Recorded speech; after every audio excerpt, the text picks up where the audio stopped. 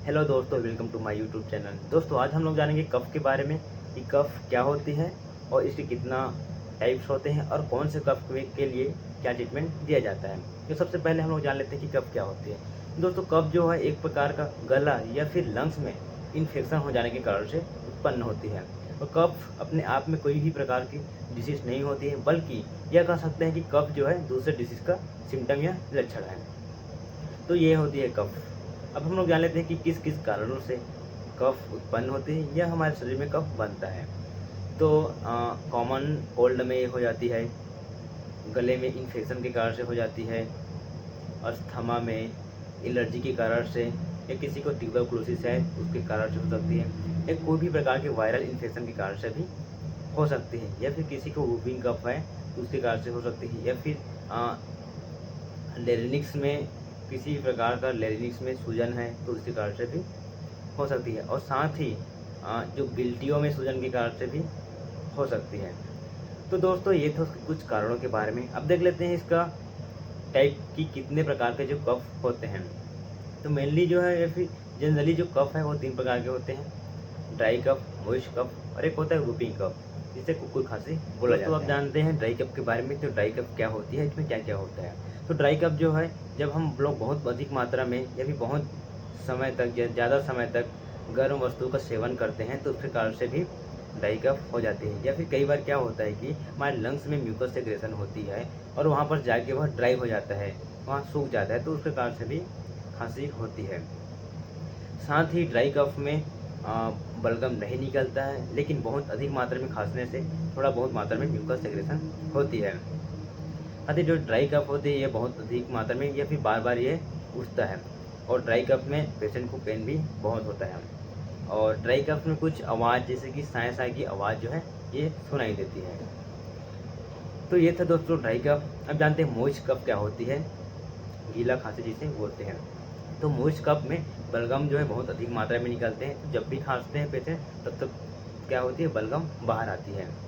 और यह इसलिए भी होती है जब इस पेशेंट को ड्राई कफ होती है, तो ड्राई कफ में बहुत अधिक ज़्यादा मात्रा में खांसने के कारण से वहाँ पर म्यूकस में सेंसिटिविटी बहुत अधिक होती है, जिसके कारण से वह म्यूकस सिक्रेशन हो जाती है, जिसके कारण से ये ड्राई कफ जो है मोइस्ट कफ में बदल जाता है। तो ये भी उसका एक रीज़न है।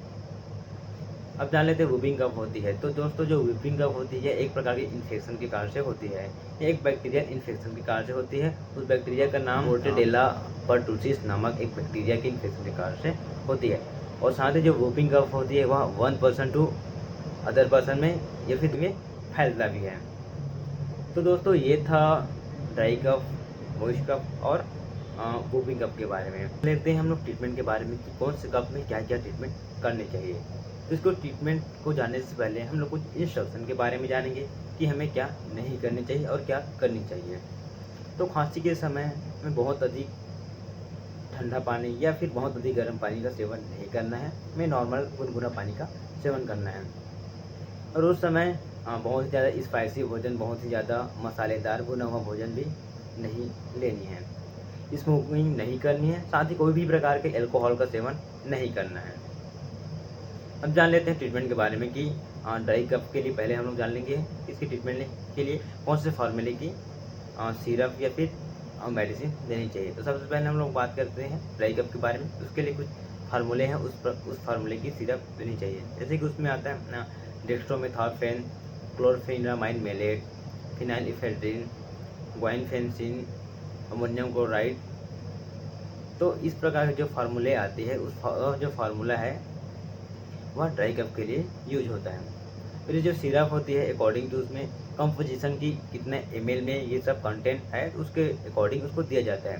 तो मेनली ये जो होती है इस 5 ml में अधिकतर देखने को मिलता है। अगर वो इस 10 ml में हो तो उसको 10 ml देनी चाहिए।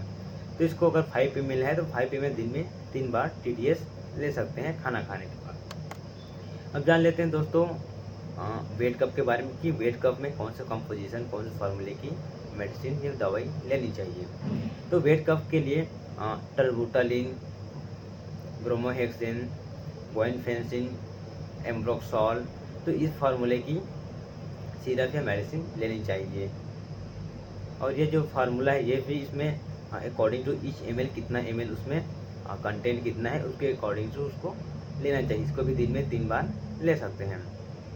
बात करें दोस्तों वूपिंग कप की, तो वूपिंग कप के लिए कोडिन भी रहती है, उसमें साथ ही क्लोरफेनामाइन मैलेट की इस प्रकार की जो कंपोजिशन आ जाती है, जिसको मार्केट में अलग अलग नामों के मिल जाता है। तो इसको वूपिंग कप के ट्रीटमेंट के लिए दिया जाता है। लेकिन जो वूपिंग कप के ट्रीटमेंट के लिए जो कोडिन रहती है, ये कोडिन जो एडिक्टिव होती है, इसको बिना किसी डॉक्टर के पर्चे के फार्मासिस्ट या मेडिकल वाला कोई भी नहीं देता है। इसके लिए पर्ची की आवश्यकता रहती है, क्योंकि ये इससे पेशेंट को एडिक्ट हो जाती है, उसको आदत भी लग सकती है।